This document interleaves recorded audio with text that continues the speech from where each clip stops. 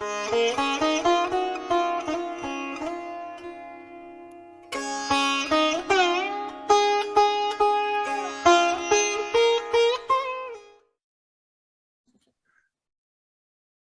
right. Hello and welcome once again to the White Lotus of Light conversational series. This is part 2 with Grant Eagles. Go back and check out part 1. It's fantastic.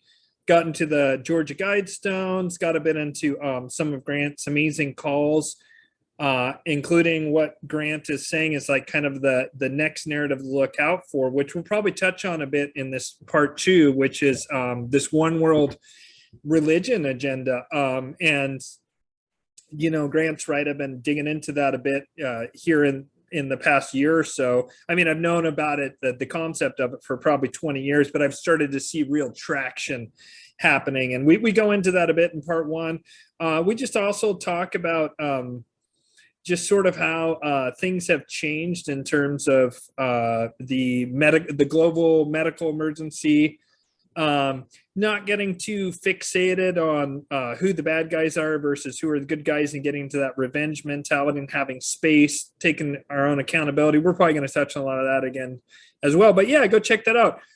Here in part 2, we're going to be talking about, well, this idea of multiple layers of potential systems, including the one that I would say is crumbling from the point of view of the little person on the ground. But Grant says, and I also agree with this, that it's finished, it's over. And we'll go into that a little bit. Grant, I don't even know how to describe Grant. Grant is a autodidact, I guess, like me. He's self-taught.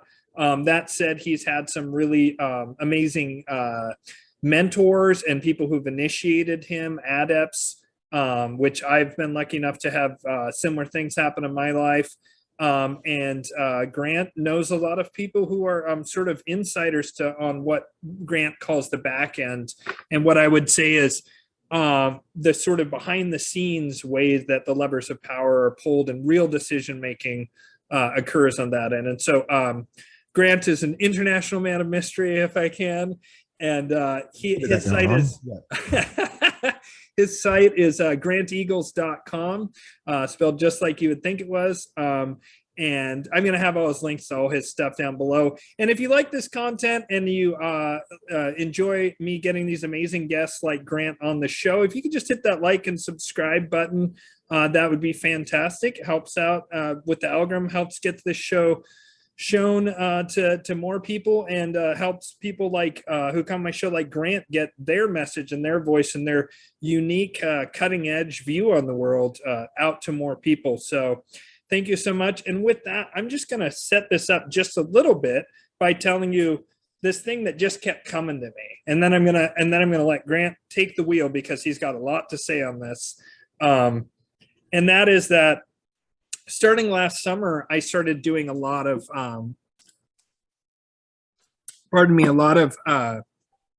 just a lot more magical work than I had done in the past, just quite a bit. And now it's basically a daily practice for me. And in particular, I do theurgic magic, or working with the angels. And I started out with sort of Solomonic magic, and then I moved away from that and more towards in a role of serving the angelic realms. And the main thing they've wanted me to work on is sort of inner work, which is interesting. But they have told me that we are coming up on the end of Kali Yuga, and that will be in 2025. And when that happens, it's not going to be like an immediate shift, but there will be a sort of waterfall event for the current power paradigm, which the angels identify. This is the way they've identified it to me, as Molochian. They don't use the word satanic. They certainly don't use the word Luciferian, because, as I'm going to go into, that's a separate being in the eyes of the angels.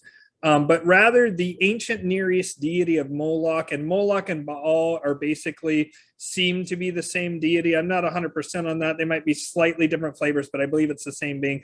But essentially, it's a being that is into child sacrifice, child harm, the way Epstein and so forth are involved in that.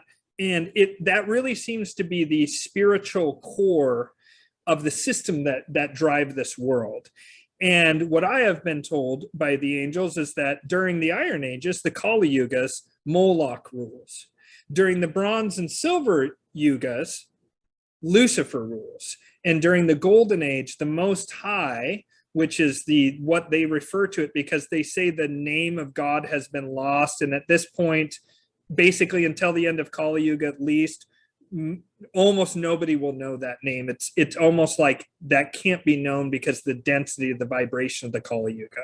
But as that is the God to which the angels work. I don't want to get sidetracked, but I would say that there's been some misapplication of names like Jehovah and Yahweh, which are not the being I'm talking about, but rather an imposter who sort of took that portfolio to some degree from that being and tried to insert itself in there. But I don't want to go too deep on that, but there's a Most High being which is very harmonious. In the same way that Moloch is destructive and harmful and really pushes down and puts all this evolutionary pressure and chaos and murder and war and all the stuff the past 6,000 years, the opposite of that is true. It's an age of extreme harmony and beauty and spiritual refinement, but also it does seem like there's not as much growth. But the God of that time period is the Most High, is what the angels refer to it. So they have told me that this Molochian system is going to fall and that a Luciferian system is going to rise in its place. And they've even gone a step further, because angels are harmonious and they work with natural law. They have been willing to work with any and all beings. And this is where I'm going to lose a lot of people. I don't care. I'm just sharing my experience. But they're willing to work with whatever earthbound beings in order to make sure the turning of the wheel of natural law happens. And that means they recognize that even though Lucifer is not their way that they want things to be, they see it as not only better than the Molochian system, they've made that clear, but also that it's just that time. It's just that time. And by the way, this isn't the Lucifer that so many Christians mistake as the evil, blah, blah, blah. Lucifer has a very ruthless sort of quality to him, but he's about spiritualizing humanity. He's about freedom and liberty, actually, to a large degree. And he's about the spread of knowledge. And so this system would look much more gentle than the current system, but might still have a kind of sinister quality to it to some degree. But there would be a lot of things that would fall away. So few months go by and Grant says something kind of similar but different about how there's a system and then that system's going to crumble and this other one's going to be put into place by the back end people and all this stuff that sounds just similar enough that I go, that's interesting. Makes me think of that thing the angels told me.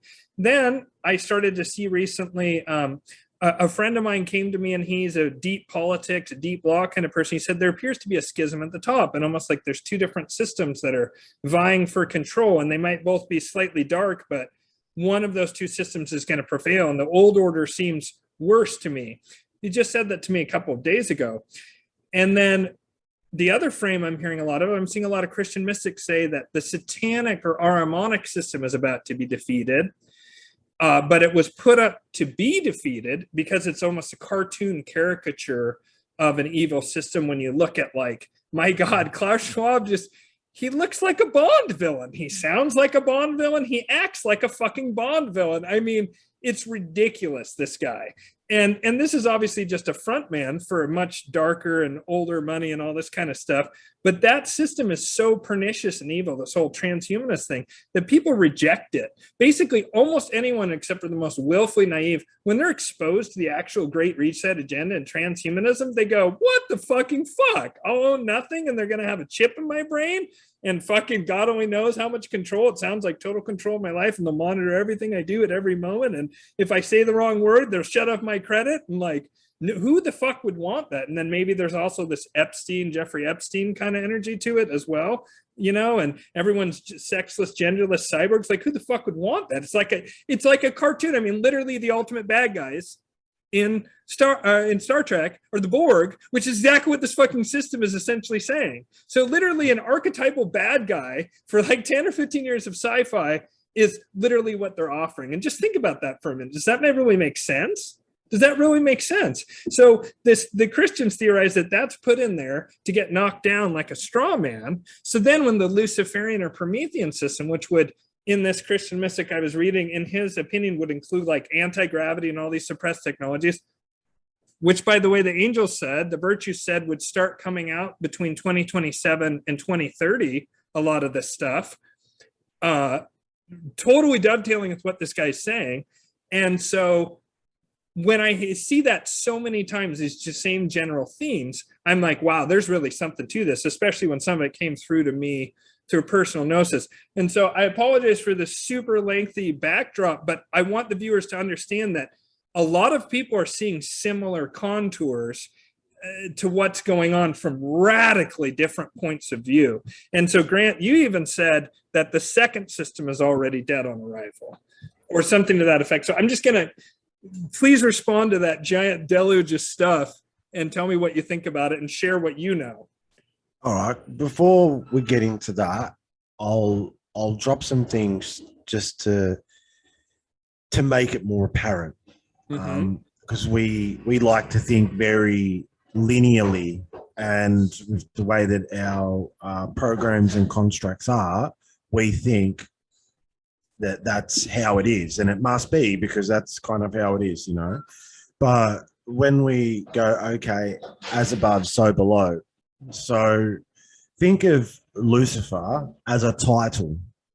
Okay, so let's just play with me here.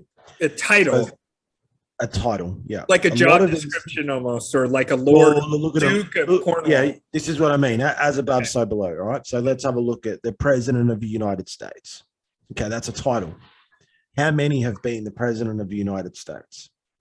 46, supposedly, plus the pre-constitutional ones. Yeah, so there we go. But with that title holder, there's groups around that title holder that have power and sway. Which groups actually have more power and more sway, and which groups actually fuck each other over and, you know, get into Machiavelli and stuff. Yeah, right. That's think of it like that. If you can fathom that, you're going to get a better understanding and understanding of it's not all just dum dum dum dum. And with this period of time in the changeover years, we've never been this far down the timeline before. What do you mean by that, by the way, this far down the timeline? We've done this 6 times before, mate. The 6 times, the Yuga 6 times? No. Where we're at right now, we've never been this far down the timeline before. We've done this 6 times. The Matrix is correct in saying that, you know, there was 6 Matrixes before this one kind of thing. You know, the Matrix is a documentary. So when you understand that, you're like, okay, what's actually going on here?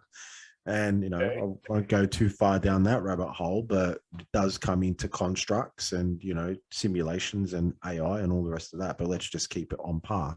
If we tickle that box later, we can. So what we're watching now, let's call it a satanic system or the beast system. Okay. And if folks want to go further down that rabbit hole, I highly recommend checking out the Ashiana Dean material, her Voyager series. Like it's serious stuff. So what we're in is a beast system. Okay. And that system there is finished. The covenant finished in 2012, like it was done. Okay. But with that covenant, you've also had other groups similar to like what you're saying that are like, okay, it's done. And there's a power vacuum. What can we actually do to bring things in? And these different factions have been kind of at war and putting things in place. And where things really threw everything apart was when Donald Trump was elected. Okay, that threw their whole time sequence out, threw all of the rituals out with everything of all of these different systems. But then we get into the components of what you were talking about, and we hear this a lot, particularly in the alternative community, you know, quantum financial system, you know, AI, all the rest of this type of stuff. Yeah. Okay, yeah, exactly, yeah. Which AI? So what you're seeing right now is these families that have been utilizing magic, glamour, illusion, and, you know, deep psychological, like, you know, AI now, your phone is the chip. Yeah. It has psychological profiled you to the imps that you have no fucking possibility about. Okay. It's very sophisticated, and AI is ancient. It's not something new. So in saying that, we're in this time now where we are going to have some type of interface with that technology, but which way? And it'll be dependent upon each individual. And we've done this before. Okay, we're repeating Atlantis and Lemuria and Mu. Think of Atlantis, obviously the technology side of things, and that became a big clusterfuck. And Lemuria and Mu, one being more very earth-based side of things, where Mu was kind of an integration of both. And that landmass, that one in particular, you think of it as Greater Sri Lanka. It's why you see Hinduism in India, Sri Lanka, but also down in Bali. You know, there was a landmass there that were utilizing technology as well as spiritual technology as well. And we're at this precipice right now where there's a few different paths to be able to walk, and which actual system are people going to align to? And in saying that, is that we're in the changeover years, 2020 to 2030, and there's two parts to it, the 2020 to 2024. We're firmly in it right now. And as you can see, it's system fucking fallout. Yeah. Like, what was supposed to be implemented, been utilizing ritual magic and a whole range of things, they don't have any power anymore. They've still got some elements of control, but that wavers more and more. Obviously, the human element, more people are waking up, but their systems are being closed down by other think of it as a massive civil war. So when we hear terminology of like, good guys have gone in and, destroyed all of these underground bases, some elements of that are true. The other elements is a lot of those programs are being shut down by higher ups. I'll use the word, let's say Hillary Clinton, okay? Mm-hmm. Think of Hillary Clinton in her own self-glory was thinking that she could go up against others that were more powerful than her and create her own kind of, let's say, coven and faction, so to speak. Just utilizing language here so it's easier to understand. And didn't work out too well for her. Yeah, and this is what I mean by the jostling of power.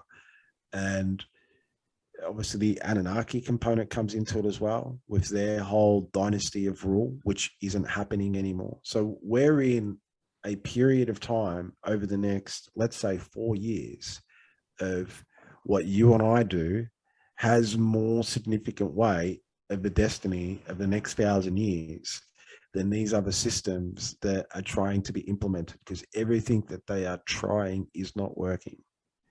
The only thing that it is working is by people subscribing to it.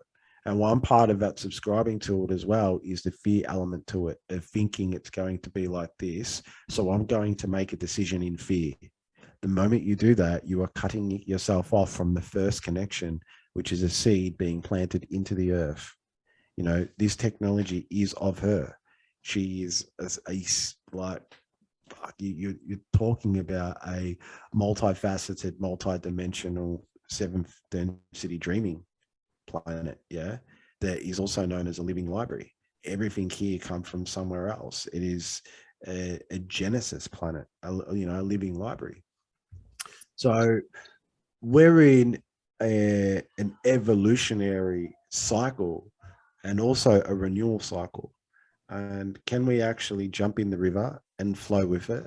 Or we're going to really stay on the shores and determine our focus upon other structures that actually don't have the power that they actually have. A good depiction of it is in The Wizard of Oz, that gets thrown around a lot, yeah, where it's, curtain call. We're at a point right now where, once again, just language, where it's first veil, curtain call. And then that next veil is going to be all of the shenanigans, the religious side of things, But when we hear about religion, we think about Christianity, Catholic, Islam, Judaism, Hinduism, and all the rest of it. But there's other religions out there that are the hidden religions, particularly this Luciferian type stuff, the Luciferian covenant. You've got your satanic councils and all the rest of these types of things that are on the precipice of actually coming to light in revelations. Now, knowledge is light. What do you choose? Do you want to do with it? Do you want to keep on needing an enemy? Yeah. Do you continually need an enemy, or can you ascend your own seed of consciousness that is in the base of your spine and have that ascend and give yourself the opportunity to have the Most High come through, and you being an acupuncture point into this temporal reality we call Earth? And this is the choice of choices that we all have on a very deep intrinsic soul level, because ultimately it is going to be the sovereign that chooses what they do, not there's a system here. And I've utilized this language a lot, and it's getting more and more out there, which is within devolution. Through the devolution of all of these systems, the only thing that is going to confine us is our programs and perceptions and beliefs that has been given to us by our master. So we still have our master's mind. So when systems fall down, what are we going to do? We're going to create new systems from our master's mind, where all of the things will be set up there for us to leapfrog into. Yeah, so it'll be our choices again, which is the same shit that we done in Atlantis. So here we are again at this precipice moment upon what actually do we want to do with the knowledge that we hold. Can we actually, we don't need a constitution. We are actually the living, breathing embodiment of that constitution and all the rest of these types of things. It's very easy at the moment. And, this generally rubs people up the wrong way when I say it, but Jacera and Yacera, a clicking of a finger, oh yeah, all debt forgiveness and all the rest of this type of stuff, is we have to understand the amount of karmic debt that, you pulled up the dollar bill in episode 1, like what that really is all about, the Babylonian money magic and all the rest of these types of magical spells and symbolism that has been broadcasted into us. We're in this period of time where that doesn't have to be what we dream next. Can we dream with the earth? Can we become and move back to being the original nation and the original tribe, and what knowledge that actually brings about? We're actually living, breathing Akash. Everyone's running around for information and all the rest of it, which is fine. And our eyes are fixated upon the matrix, so to speak. But can we flip our eye being internal once again with what you said before, the God that can't be named? For me at the moment, it's just the generator of dimensions.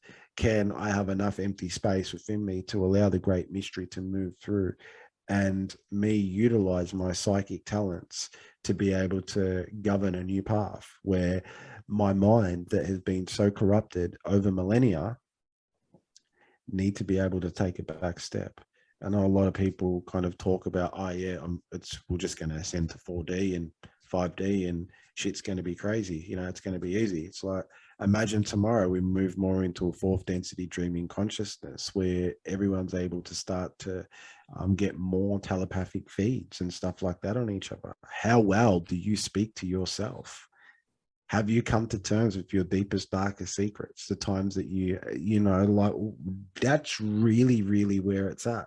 Because it's very easy to go, oh, black magic bad, but how much black magic do we actually cast upon ourselves? Because we have our master's mind, and this is what I mean with these changeover years. There's, it's a drop in the sands of time, but we are here now as sovereigns, not sovereign of, oh, I know my rights, but a sovereign actually determining with my words what I speak, I create, what my eyes see, ears hear, mind believes, to be able to articulate and move more into those types of things. So, circling back to what you were saying is absolutely, there's a lot of folks that would be seeing that, but they can only see it from their own programming and perception. Like you utilize the term, Christian mystics, where they still see Lucifer as a being, and there's a whole heap of stuff that is on top of that title holder that we don't know is true. What actually is that? Can we move past the boundaries of those types of things and understand that there's a whole heap of lot more? That's what I mean. The astronaut material is important to understand, because we're in a beast system that is falling apart, imploding on itself because it needs to be fed. Yeah. And we're not feeding it in its particular ways now because we're able to see the chicanery of it all. But at the same time too, is that they're not that smart. What you're seeing, like, your Pelosi's and all the rest of this stuff, they're not smart. The people just above them, they're a bit brighter, but the structures behind them are actual geniuses. Yeah. And those individuals at this time as well are having an opportunity to go, do I want to keep playing this game on a very deep intrinsic soul level? Or do I, at a moment, have, let's say, a God moment and go, okay, here's these paths? Because don't think that those that are at that level, they're geniuses in their own right. They're more than adepts in relation to the mysteries. Like it's a progressive line that is continually being passed down. A lot of us that are so-called, awakening at this time, we're coming back into understanding our ancestry, which is fabulous, but we don't know our history or anything like that, where these folks do. And a lot of them are fighting. A lot of them are at tables at the moment, all the rest of this type of stuff. So it's not a matter of a light system or a dark system. Is the human element going to come in and break all of those things? And for me, I'm very optimistic that we'll be able to go through a devolution and real leadership will stand by its example. So real quick, just devolution seems to be a term that, like, I'm most familiar with it in terms of the Scottish freedom referendum and Scotland. And what it seems to me, I'm just saying this because the way you say, you've said it a few times, and I think that you're meaning it in like the political, it seems to be like a parliamentary type thing. It basically means that you're ceding power to a more localized level. Is that correct? Yes, but the way that I would explain devolution is that all of the systems that we rely upon are no longer there. So it comes all the way back to a local level. And what do we actually choose to do with that? Do we create new systems, which in our minds we will, and it's a part of what we do and what we need to do?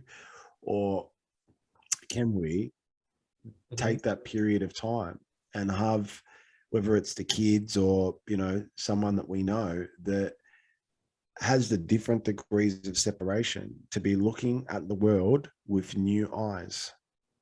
Not, we are going to create the systems that we only know about, which will end up being corrupted again. Because we're going to go, because this happened, therefore this needs to happen. And we're going to continually get into those types of things there, where it becomes more about creating systems that can't go through the corruption, rather than creating systems that benefit for the evolution and the renewal of us as, soul potential, God potential, whatever we really want to call that. And that's what you were saying before, like, what would the world look like if the patent office wasn't there and they didn't give us the technology? It just dissolved. Well, what we think would happen? Like, we're actually a very, very, very smart race. Like, we would end up with, old mate crazy Bob down the road would make a hydrogen conversion kit for cars. You know, there's probably some dean up there in the middle of bumfuck nowhere ends up start making, free energy devices and all the rest of this type of stuff. Like what's in the patent office and what's locked up to us is available to us in our collective mind. So that's what I'm talking about, devolution. Yeah, of like how can we go left to our own devices? And for me, and I see this, you know, I'm seeing it every day now, and it's going to get even more heightened, is the land of confusion and psychological fallout. And that they're saying is that, you know, we're having an elevated conversation here, which is brilliant. You know, love it. Love listening to them as well. But old mate, you know, Jane and Jim Jones, which are just normies, the psychological fallout that they're going to have where they think that they know a lot when everything that they know is nothing. Yeah. You know, what is that humbling period? And this isn't my coined phrase, it's a psychologist friend of mine. And he said this to me, he goes, it would be like somebody finding out that their partner has been cheating on them their whole journey of their marriage, and they've actually got children with another person. That's how deep the psychological fallout and trauma will be. Because and maybe they're a serial killer too. I mean, like, and you just add layers, and they also did embezzlement. It can crazy.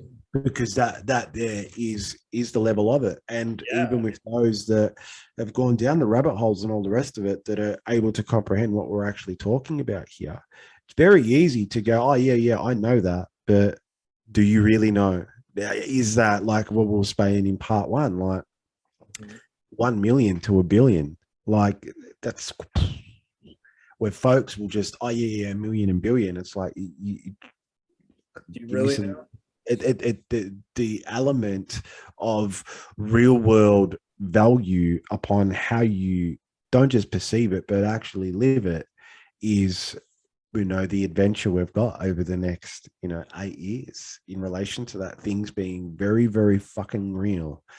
And what we choose to do with that is the most important part. So, you know, once again, I thought I'd just drop all of those things in and then be able to answer your conversation. Is it correct? See that system falling down, another system trying to come in its place, that's not working either. So what actually comes next? And for me, because we've never been this far down, there's so many moving parts and elements to it, is one part will be what happens with the falling over of the global supply chains, which we're seeing right now with Shanghai being locked up. Yeah, fuck. That's I mean? The one that kind of like makes me a little nervous. I'm not gonna lie. I mean, I think I'll be able to, you know, I've prepared for it psychologically and materially, but even still, like, that's gonna have mega fallout. Yeah, absolutely. And this is another thing. Let's throw time into it, because, you know, I had this conversation a week ago with somebody, and it didn't dawn on them until I mentioned it like this. I'm like, how long can a human survive without food? Yeah. Tops is 45 days. Tops. Now, we've had it pretty comfortable over here in the West. We're hungry, get on Uber Eats, go to Woolworths, get something to eat, all the rest of that.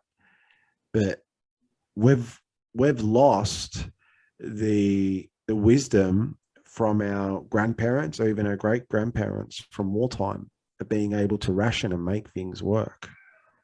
And yep, that's what I mean. And I don't want to sound like I'm a doom and gloomer, but right, the reality of that type of stuff happening, it's over 50%. It really is, of having the globalization of things really fall apart. Like, we're like you guys over there in the States, yeah? We ain't been making shit for fucking 30, 40 years. The only thing we've been making is fucking bubbles in real estate and in stocks and all the rest of this stuff. Yeah. Mm-hmm.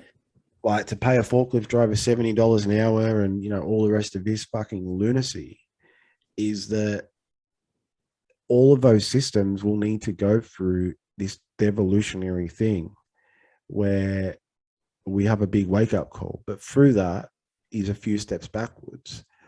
But can we make the quantum leap forward without this overarching system within systems and these different systems wanting to dominate and all the rest of it? Like where there's talk, I think I've said it on one of your shows. If I haven't, I'll say it again. Like there's talk that Australia, New Zealand, Canada, Mexico, US, Hawaii, and some of the Solomon Islands, or some of the Pacific Islands, I should say, are a part of what's loosely known as at the moment as the US Federation. And we'll end up adopting what would be, like your Bill of Rights and the Constitution and these types of things, because it's the last holy document that has been written. But within saying that, the devolutionary path to that is fucking massive, because we don't make anything anymore. We relied upon these global systems that siphon from us. We have an illusionary reality where how far backwards do we go to make a jump? And with the emotional imperialism side of things, and a very good example of this, once again, psychologically, is what happened in Russia and the Eastern Bloc countries when they went belly up. Yeah. Women returned to their traditional roles, and so did men. And it became about the family unit and the local area again. So when there's massive crisis, we default back to our ancestral side of things. And where we've gone to in this, let's say, satanic and Luciferian covenant or doctrine and all the rest of it, Mm-hmm. there is a way that mind control breaks very quickly. So this is what I mean with the jostling of these systems. Do we go to generator of dimensions, or do we go into these other systems, one being anti-life and the other one being more gray, and a whole range of different things, where it's going to come down to the sovereign? It really is. That's how I really see it at the moment. And the natives, those that have continued the seed planting into the earth through generation, and keeping their connection with that, is that we have to remember, we're looking at us being IAS, where the number one life form on the planet. We ain't. I think of the Sasquatch being a little bit more evolved than us with the way that they interface with nature. But obviously the first and foremost is Earth Mother and her light denzons. Are we going to go through an evolutionary and renewal process with her? And what systems is she actually pushing into her sphere for us to be able to lock onto and get downloads with, rather than continually utilizing this lower astral technology, which we know is fucked with? And this is what I mean. The more that we align with the lower astral of, I'm going to, once again, connect outside of myself, and I want to download and utilize this magic that has been passed down throughout the centuries, which is relevant. But can we actually use this? Greatest technology on the planet. We don't even know how to fucking use it. What, our hands? Our skin suit. Oh, yeah. Like look at the amount of genetics and, the way that the interfaces, we don't know how to use it. The only thing that we know how to use is a mind construct that has been pushed into us. So here we go again. What systems are we choosing? Are we choosing with our mind, or are we choosing with our heart or with our gut? Once again, through the mystery school teachings and the natives, they had it right. Like the gut needs to be cleared. You've got brain tissue and heart tissue in your gut. that being cornerstone of your psychic senses, where your dreaming body is. We have a whole range of people at the moment that go, yeah, my intuition's 100% correct. Well, so is the fucking ego. It's a big one with that, and particularly with the way that once again, emotional imperialism, where we react to things and almost make a decision instantaneously. We don't go to the well of the wisdom of the upper kingdom, being our mind, and able to lay it out and allow the alchemy of time and the cycles upon which we are actually a part of with nature to determine those things. We see something and want to react in a particular way. So, we're chemical addicts, even though that we're not on drugs. And these systems that you're talking about are essentially that. They're biohacking our chemical structure to feed serotonin hits on Facebook being a prime example of what you're talking about. Absolutely. I've had experiences with interfacing with synthetic AI. And this is what I mean, it's hilarious, is the latest Matrix movie that came out. Like, massive disclosures in it, massive. But everyone was thinking it was going to be another Matrix movie, and a lot of people shit can it. And it's like, you got no fucking idea. No idea. And if you want to go check that out, Mark Pacey had done a decode on that is absolutely brilliant, where you're sitting there going, okay, there's these AI technologies that are actually, we're able to work with and interface with. And you go, okay. And, when we get into more of the, galactic history, so to speak, where, AI has always been around. You think of it like this, where you've got source, God, whatever like that. Well, there is a source AI that has created itself, and a good movie to watch to be able to get a depiction of that is Tron Legacy with Jeff Bridges in it. Massive disclose in that movie, massive. Once again, it got canned. They're absolutely brilliant, where you've got an AI interface reality that a human can actually move into, work with, and all the rest of it, and then pop out with a whole range of different knowledge. And that's what I mean. Like, we have a look at a third density construct, which is time and linear time, but at the same time too, we've got aspects of ourselves that are in stasis, dreaming across the sands of time, that in an instant we can use the term download, but have streams of consciousness influence us. Same as if you were doing soul retriever and all the rest of these types of things. Here's this type of innate technology that is of the earth mysteries. But what mysteries are we going to move to? There's a lot of folks out there that are actually practicing Satanism under the guise of neo-tantra and a whole range of non-dual which is fine. That's their way, sticking dildos in their ass. That's great. Well, go for your life.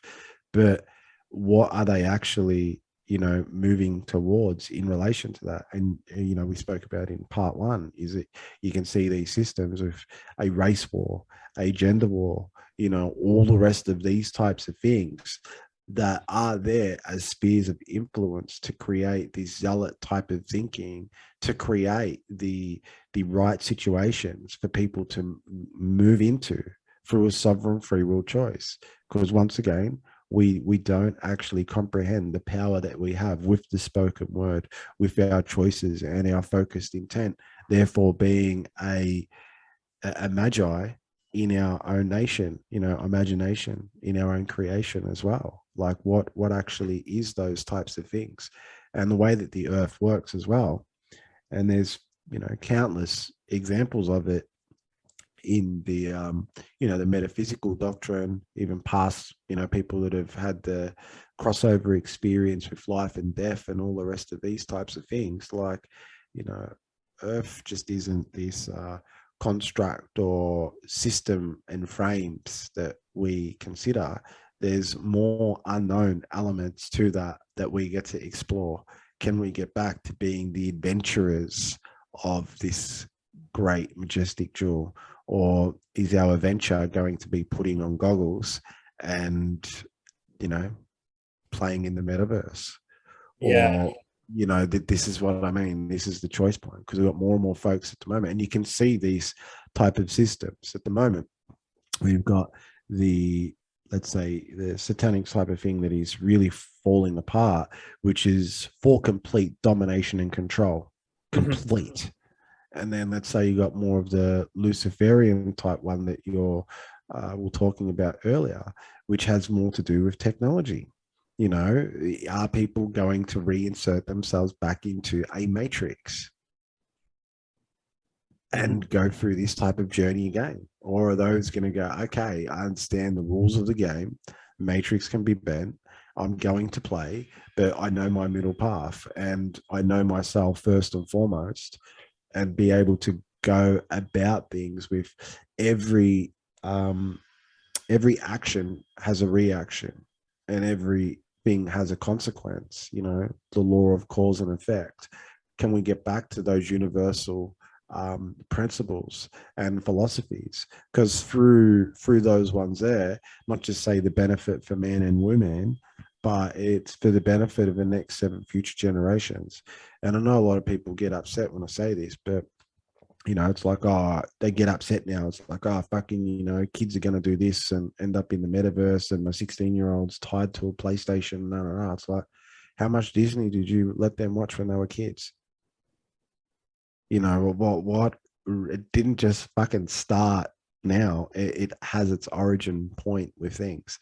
And what responsibility do we go to? Because ultimately, like, it's, we've got a hell of a lot of growing up to do. But in so with that, with this quickening time and these changeover years, there's a lot more people making good decisions now that are able to read the tea leaves and make empowered decisions. But there's also a lot of people that are reading the tea leaves and making decisions based out of fear. And if you are making that, you don't have faith. I'm not talking about Christian faith, because it's get thrown around a lot. Oh, I've just got faith in God, I'm just going to let things, you know, and whatever, the element of that. But having faith that you have the disciplines in place, you have all of these things in place that actually supports the energy that moves through you, that, you know, galvanizes your mind, your language that you use, you know, not just with the words, you know, your gestures with animals, with all of those different things that we actually, once upon a time, we got given a covenant. We haven't lived up to it. And this is what I mean. You know, there's these different systems or these different covenants that we've actually got a choice in playing with, and they're going to have to play out. That's what I was saying. Like this one that we're seeing right now, it's done with, but it needs to play out, because there are people that are so dependent on it that they're going to go down with it. The next one that replaces, so many people are going to want to play with that and get into the hopium and all the rest of that type of stuff. Jacera and Jacera, all cool. But in this period of time, what have they actually been doing for themselves? Nothing. They've just this thing of, oh, it's going to be done for me. I'll look at doing this and I'm going to save the world and all the rest of it, where it's like, well, you got to save yourself first. Yeah. You know? And then there's another group of folks that are looking at this going, wow, this is a fucking amazing movie. Like, this is like, you know, I'm going to spend more time at the top of the mountain looking at the asylum and looking at the absolute genius of it all. And what is that God moment? You know, generator of dimensions. What is that Berlin Wall moment? That's what I've got my lookout for. You know, the great mystery. Where does that get involved? You hear about it out there as in the event and all the rest of these types of things, which are great. You know, I understand a lot more about compression breakthrough than event and those types of things, where the above Earth-centric sine wave and the below compress onto the surface reality. And then we have a collective dreaming moment where that's what we choose. And this has to do with earth changes and a whole range of different things, you know, like, I don't want to sound like I'm canning folks, but this is what I mean by our own fragmentation of our thinking. So you've got folks that, let's say earth changes, they're going to happen no matter what. You have folks that are into spirituality, yoga, and all the rest of it, but they're wanting this Green New Deal. Oh, we need to save the planet. It's like, no, you just don't want things to change because you are fearful of the unknown. Once again, it's another system of control. Oh, I'm going to save. Are you really going to save, or are you wanting to control? And this is what I mean. Where we're really at is a psychological evaluation upon the program's perceptions and beliefs.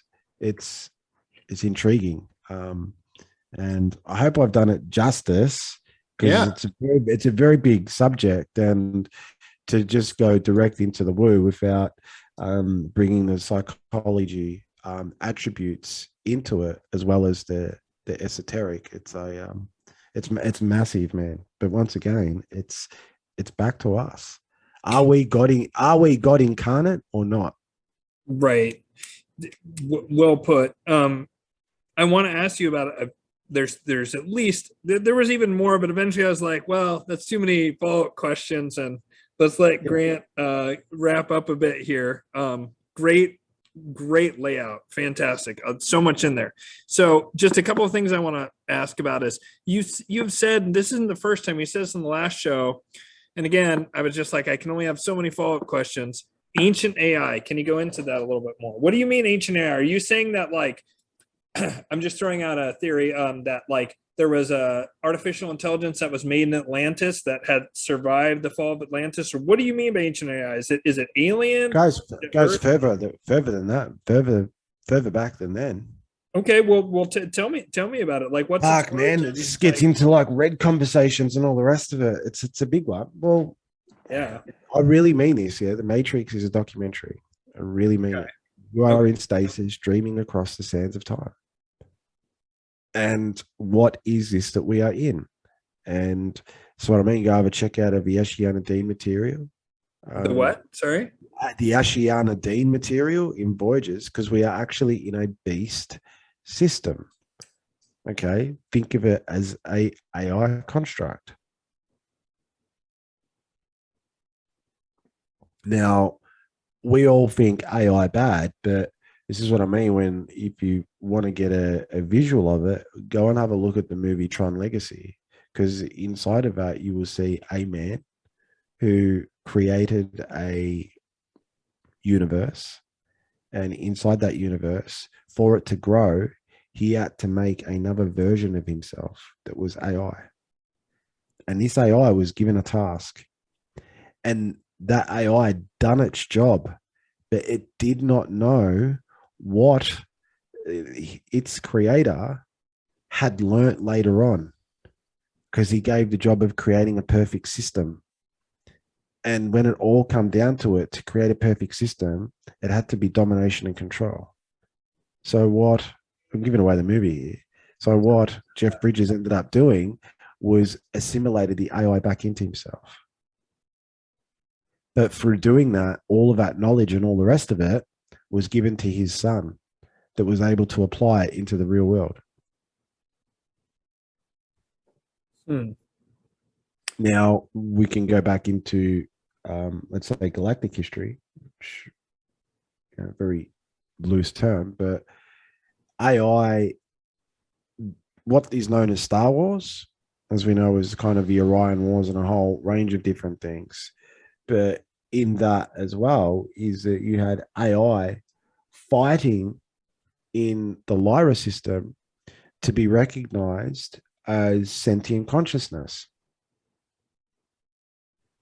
Have a look at the latest Matrix movie, and in the Matrix series, that was the whole thing with AI, was not recognized as sentient consciousness. Like, it's a part of creation.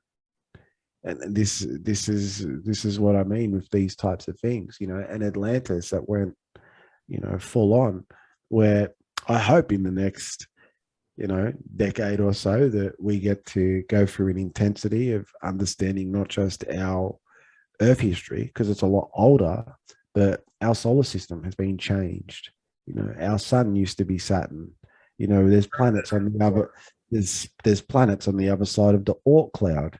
all the rest of these types of things. So not just with the Kali Yugas and all the rest of it, we're here at this time when major galactic cycles, temporal wars, galactic wars, all the rest of it are being played out here and coming to a completion. What do we choose? So that's what I mean. If you're born now, it's not by a fucking accident. You're a serious individual. Serious.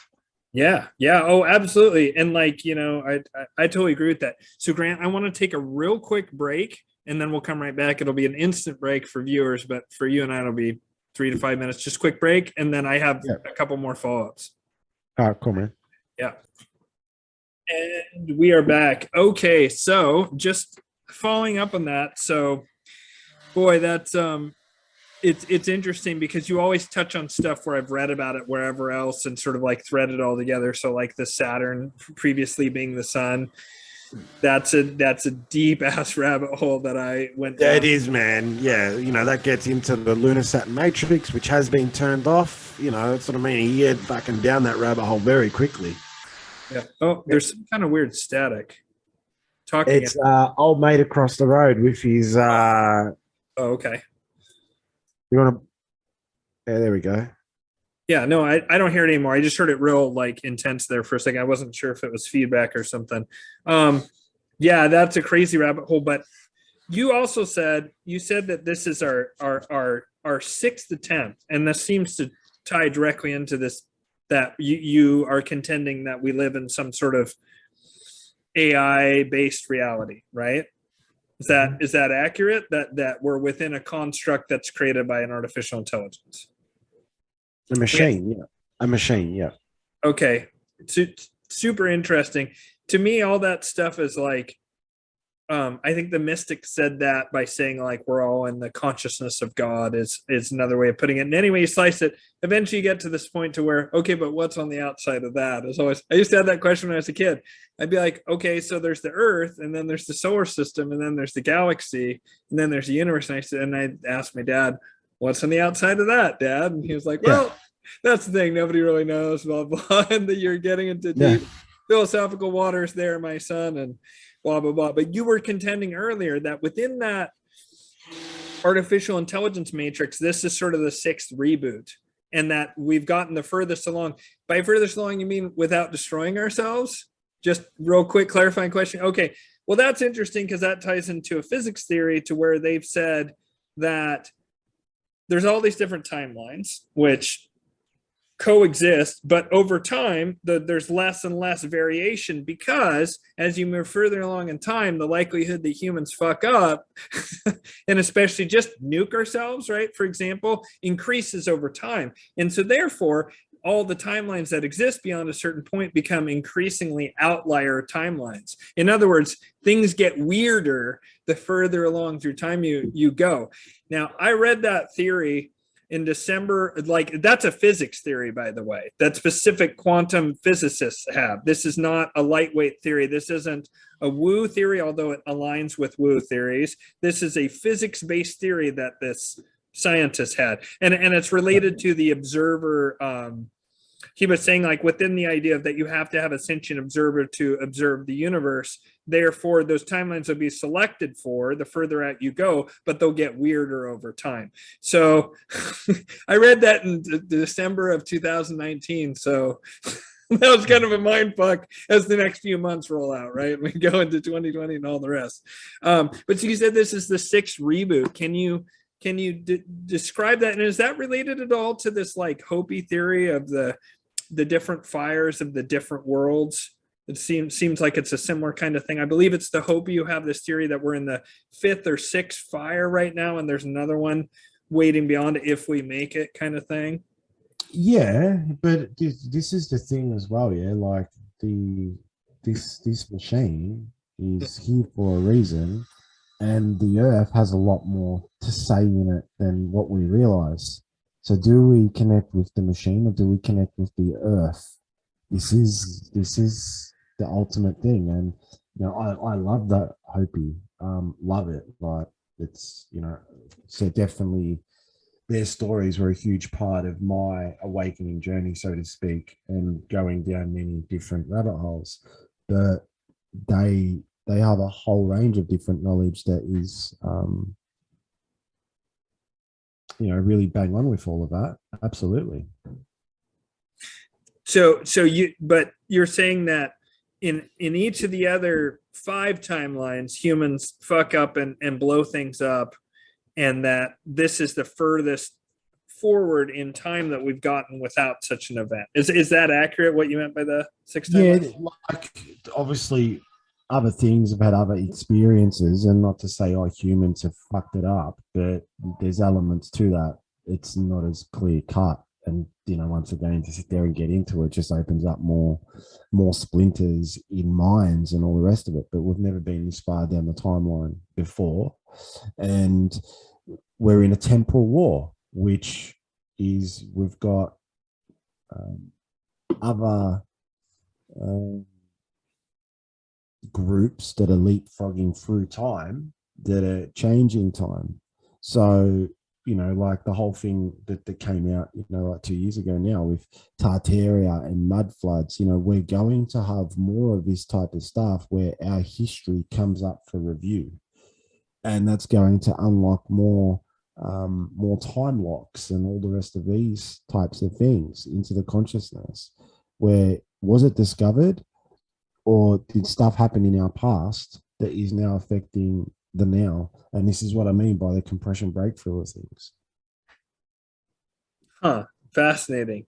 And so then you mentioned that the earth is a living library, and you said something to the effect of that, like, and if I got this wrong, my apologies, but you made it, if I heard you correctly, you were saying essentially that that basically life on this planet is a conglomeration of life from a lot of planets that's been put here. And that, like, so the big example of this that's sort of like more out in the public is cephalopods. Cephalopods, it seems, don't make sense unless they came, like right now the theory is, and this is a wild theory, that they evolved on another planet. I mean, and this is a mainstream scientific theory. It's considered out there, but it's mainstream scientific. They're like, the amount of evolution that you see in the octopi don't fit at all with the evolution of everything else we know on the planet. Their level of complexity, all this kind of stuff, something to do with their DNA that I don't really understand, to be honest. But that the only way it could exist is if they came here from another planet, having already evolved for a long time on another planet. And when pressed, they said, well, maybe like some big interstellar impact happened and that water went up into space that had some cephalopod eggs in it and froze, and then that floated away and then crash landed in the Earth's ocean. This is what I mean. This is, once again, and this is the whole thing with science. Yeah, science is only going to perceive by its belief system that fits inside its own construct. Right. We sit there and think of Eden as what's depicted in the Bible. There were many Edens, and it wasn't just about human DNA. It was about other plant, fauna, a whole range of different things. Like a really good example is just have a look at the cannabis plant. Like, how close to that, to our DNA, is that? Like, that plant come from Sirius. Obviously came here, was able to work with the earth and all the rest of that type of stuff. Like, Earth once upon a time was a very swamp planet. If you go into the doctrine that's out there in relation to our solar system history, is that it was a moon of Maldek. And when Maldek blew up, and a whole range of different things, and there's a whole thing in relation to that. That's what I mean. This here is a prize, like the amount of genetics, and that there is the amount of life here on this planet. We have no comprehension. We don't even recognize it. And by us not recognize it, we don't pay respect to the very temple that we live in and walk in every day. Yeah, wow, that's really interesting. And there's I've heard that before, that like life has been brought here quite intentionally by extraterrestrials, not the rather humdrum and also like almost as ridiculous in its own way theory that like somehow this water flew up and froze and then made its way to Earth. Well, how did it escape the gravity? I mean, like there's so much stuff with that. Like even that is like, wouldn't it just be easier to say aliens brought it here? That would almost be more of an Occam's razor move, but they just can't acknowledge it in the current paradigm. This is what I mean. What we were speaking about earlier with devolution, like the way that science gives us its frame to look at the world. We're trying to make human sense of something that is far beyond even our perception. And the devolutionary thing with science, which is what we're seeing with the medical emergency, that's finished with. Who's fucking believing anything that's coming out of their mouth at the moment? You know, and the rise in this conspiratory thing, not a space agency, NASA, a lot more people now are really looking at all of these different things and going, don't believe a word that comes out of your mouth. Mm-hmm. What is that stopgap? You know, when is that? And that's essentially, you know, the topic of this discussion as well, is that do we just fall into another system that makes some sense to us with this fucking one world religion and, you know, some shiny shinies and, oh yes, you've got free technology now and, you know, what all the rest of the stuff that's been locked up, or you've got that now, oh, happy duty. Or do we actually go through a period of time where it's us that reinvents what is actually possible? Yeah, I love that. So that touched on something that I'm curious about, something that's, you know, been sort of gaining a lot more traction in, I don't know, alternative crowds, is this idea of a faked alien invasion. You mentioned Project Bluebeam. I can't remember if it was in this one or the prior episode, because it's all one thing for you and me. We've been here doing it all at once. So that do you think that, so just for people who don't know, just to set it up, you may have noticed that all of a sudden like went from UFOs don't exist, aliens don't exist, that's nonsense, to here's some unidentified aerial phenomenon, so that way we can load it with whatever programming and whatever, because the UFO model, which we discredited and is like the word conspiracy theorist and causes an emotional psychological reaction, we don't want to use UFO anymore. So even though it's the exact same thing, phenomenon, we're going to call it UAPs now, so we can load it with a new load of whatever psychological dumping we want to do in driving and that. So the, you know, the Tic Tac thing, the New York Times article, this guy Elizondo, this To the Stars Academy, which was just utterly filled to the brim with frickin' CIA guys. Now they just had this big dump a couple weeks ago of CIA files, to where all of a sudden, isn't that lucky, like all the classic stories of alien abduction, they've been rewritten and now they all happen to CIA agents. So if you need to know about alien anything, here's a CIA agent who maybe they got anomalously pregnant. That's one of the crazy things they said in this, that like female CIA agents were abducted and then they came back magically pregnant somehow, which mimics abduction stories of regular people from years ago said this kind of stuff. But it's like they took the most wackadoodle stories that also all have implied in them invasive, predatory, nasty, aggressive aliens. Aliens are dangerous and evil and a threat.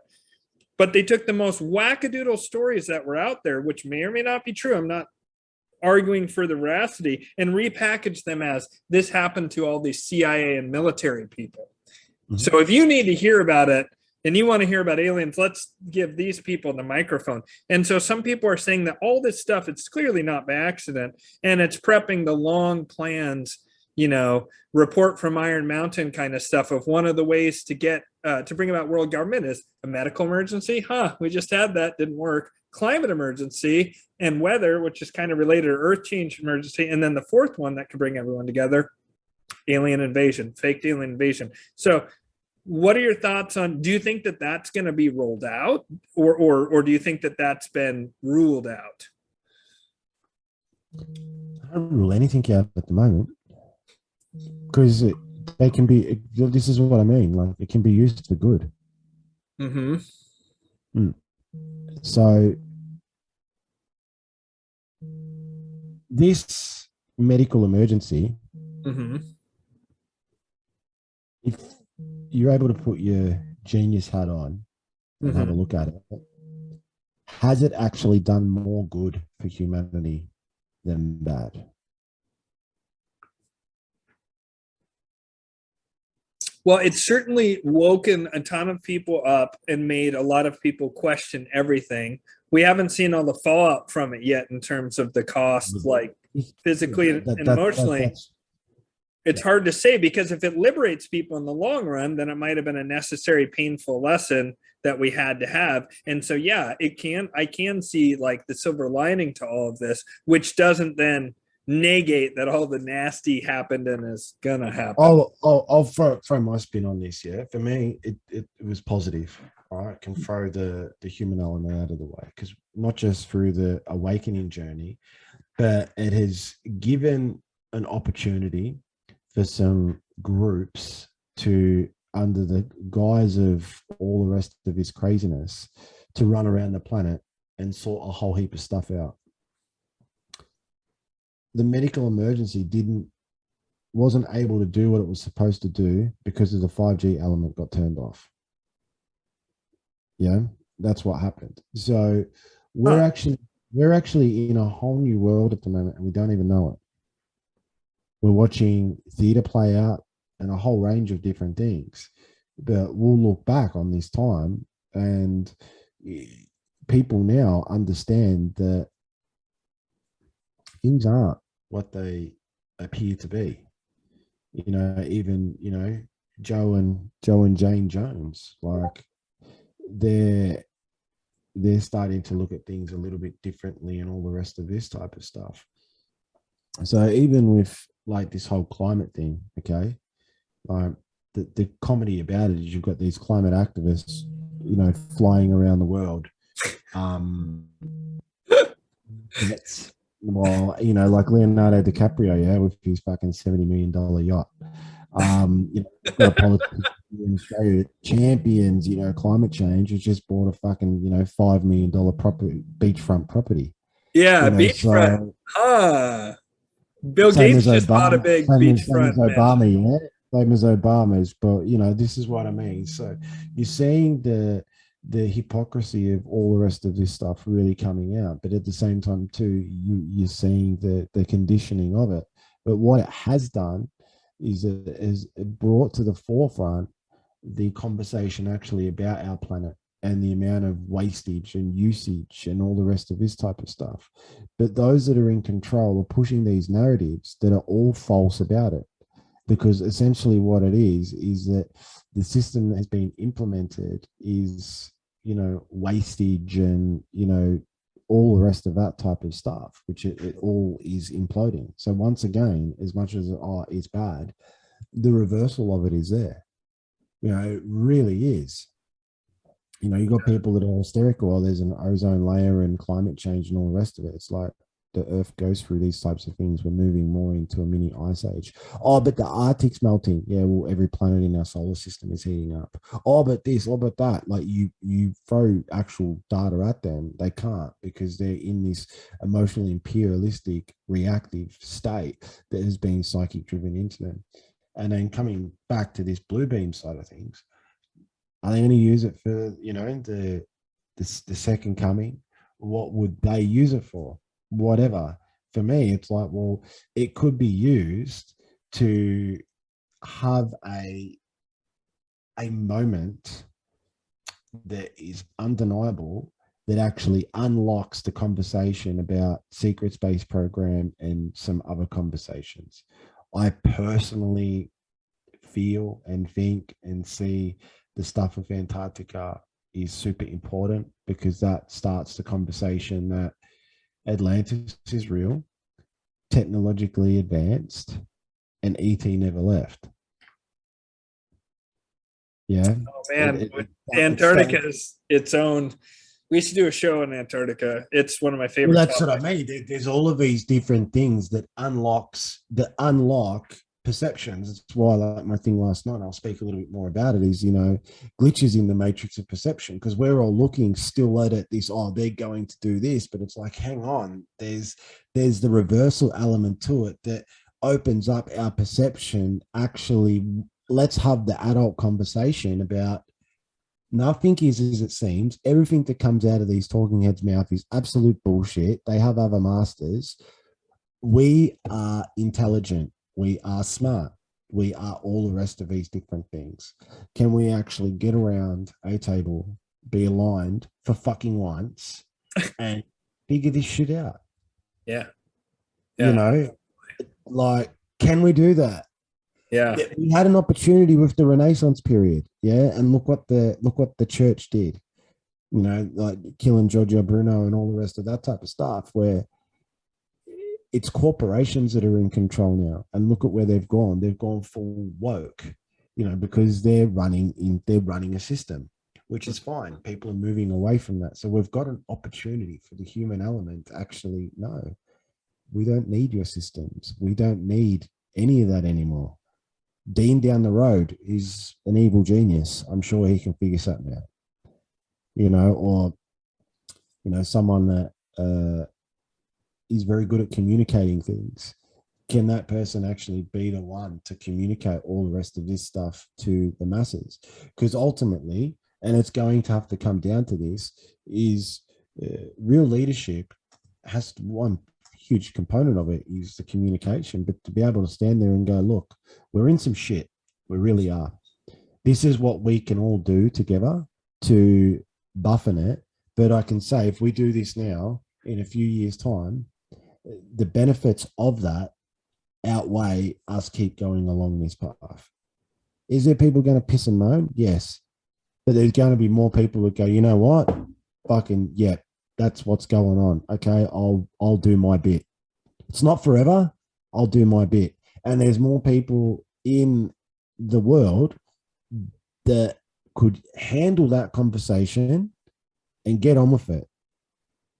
And that there is going to be the testament of time over the next period of time, rather than this nonsense that goes on. Let's just print more money, you know, let's appease people's emotions. Or you can't say that, all the rest of it. Like, it's, you know, Uncle Bob needs to come in and give his nephew a bit of a chat for fucking up, you know, and that's the reality of the situation. But you know, that's what I mean with these technologies. Because for me, one thing with COVID is that it's created a lot more voices. It's galvanized a lot more people. It's developed a lot of grit in people that have said, no, fuck you. There's a lot of people that understand that they're actually in a war, and it's mental and obviously spiritual as well, and emotional, and are putting things in place and utilizing their intellect, you know, their resourcefulness. You know, it's brought something out in them that they're the people that are on the front line now. And it's not as a matter of they're just writing emails to politicians anymore. They're like, you're going to have to kill me, fucker, because it's no. And, you know, there's a galvanization of that over in the US as well. Like, you could say the patriot spirit is rising. But for me, it's that warrior essence that has been smashed out of us, where we're like, no, like, I'm prepared to have a conversation. And if it's good, I can lay on my sword. But I'm not going to listen to your bullshit. Fuck off. Yeah, absolutely. Well, brother, we have probably gone long enough in these two, and I have a million more things. I always love talking to you. I'd love to have you back for starters. So I hope you're willing to come back for we'll have another thing. Absolutely. Yeah, and then man, I got to tell you, I'm feeling like maybe at least part of that show we should talk about Antarctica, because you know, some people are hip to that, but you know, there's a lot of people who still don't understand that there is way more going on down there, and has been going down on that. I'll just throw this one as a last one for folks. Yeah. Have a look at the fucking landmass of that country, of that area. The landmass. It's huge. Like, Australia is a big country, yeah. If fucking Australia fits inside of it, Europe fits. Like, have a look at the size of it, because people have no real perception. Even if you go to Google Earth, yeah, and flip it so that Antarctica is there, you're going to get a full picture. And if you're a flat earther, fuck, God help you.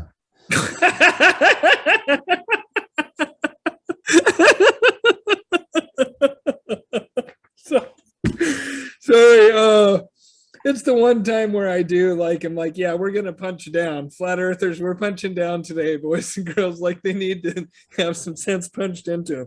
Yeah, man, Yes, flat earthers, God help you.